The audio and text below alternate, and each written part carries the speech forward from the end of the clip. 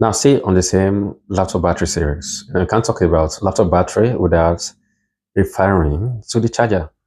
Yeah, because the battery rely on the charger to charge it. Without the charger, the battery will get to a point that is the end. Yeah, that is the end. The cell will become damaged because it has been drained to 0% and it was not charged. And if it is left that way for a long time, the battery will be damaged. So now, let's say you're charging your battery and you notice that your power pack, the charger is very, very hot. It is abnormal. It shouldn't be. That means it is possible that the charger is bad.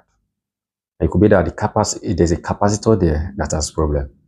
So you try the PC, you charge the battery with another charger and see if it gets hot the same rate the previous charger does. If it doesn't, you replace the charger. Or there's a way they can fix it. I'm very sure it's going to be a capacitor that has problem. And sometimes it could be that the kind of a strange noise, a strange sound is coming from the charger. That is a capacitor. Or a kind of a bad smell is coming out from the charger. The charger has problem. That is capacitor. So it has to be changed or give it to a technician that's able to fix it. And if you can cut it open, it's something that you can fix. You just check the capacitor. It is likely whether the capacitor has burst. And if it has burst, it will give this kind of very bad smell, and that is the capacitor smelling. You check the value, you check the capacitance of the capacitor, and also the voltage of the capacitor. Let me see. Okay, very good. This is an example of a charger that has been cut open. If you look at it, here's a capacitor.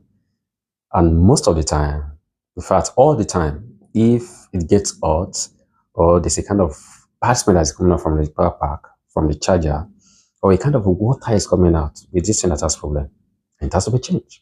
And this right here is capacitor. If you look at this, let me see if you can see the value. All right. Look, can you see that? Yeah, can you see the value right there? So this is, can see, okay, all right, I can see the value. Can you see the value of the cap? Good. That is 400 volts, 68 UF. Yeah, that is 68 UF. So that's, yeah, this is the value of this capacitor. So if I want to change this one, I have to make sure that I use the same value. That is 400 volts and 68 UF. But if I could not find this exact one, it doesn't mean that I can use another one. So another one I will use, I will have to maintain that I retain the same 400 volts. It has to be the same 400 volts. Yeah. Because if I use the one that is